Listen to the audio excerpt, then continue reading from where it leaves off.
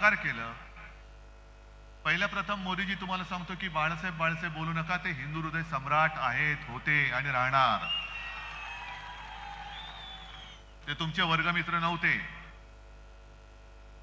वर्गमित्र नव्हते.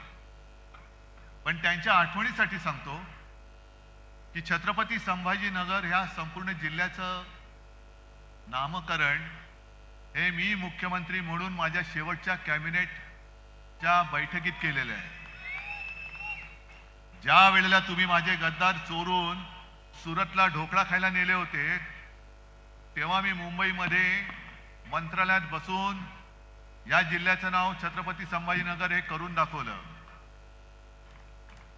बरं, हे तर ठीक आहे. जर मोदीजींचं म्हणणं असं असेल की छत्रपती संभाजीनगर हे नाव त्यांनी केलं, तर मग मला सांगा, छत्रपती संभाजीनगर आहे कुठे? कुठे आलं हे?